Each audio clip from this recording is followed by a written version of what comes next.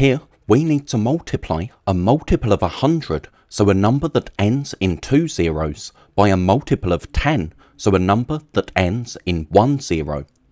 First, we have 700 times 60. What we can do is multiply the non-zero digits first, and we know that 7 times 6 is 42. That means that 700 times 60 is 42,000, because after we've worked out that 7 times 6 is 42, we need to count the end zeros in our multiplication question. We have 3 end zeros in the question, 2 here and 1 here, and that means that we need 3 end zeros in our answer. So 700 times 60 is 42,000.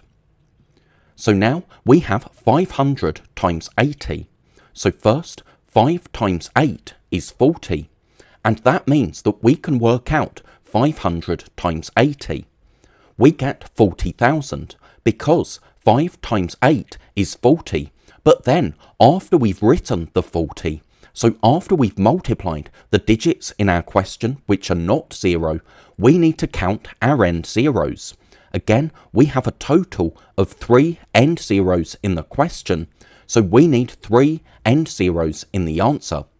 Now it might look like this 0 here is an end zero, but we can't count that because we got this 0 by multiplying the non-zero digits in the question, so multiplying 5 by 8. Now we have 900 times 90. 9 times 9 is 81, so 900 times 90 is 81,000, because after we've written the 81, because there are 3 end zeros in the question, we need 3 end zeros in the answer. So that's 81,000. And to see why this method works, remember 700 is 7 times 100, and we're multiplying by 60, and that's 6 times 10. With multiplication, we can multiply in any order. So we can do 7 times 6 first to get 42. Then we can multiply by 100, and remember we can do that by putting 2 zeros on the end or moving the digits 2 place values to the left. And finally we need to multiply by this 10, and we can do that by putting another 0 on the end by moving the digits 1 square to the left. And that gives us our answer, 42,000. Then we had 500, so that's 5 times 100, and we were multiplying by 80, so that's 8 times 10. We multiplied the non-zero digits first, and 5 times 8 is 40.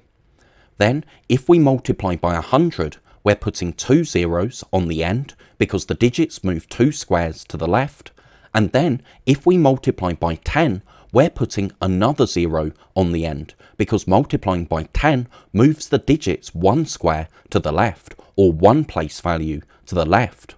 So that gives us 40,000 as our answer. 900 is 9 times 100, and 90 is 9 times 10.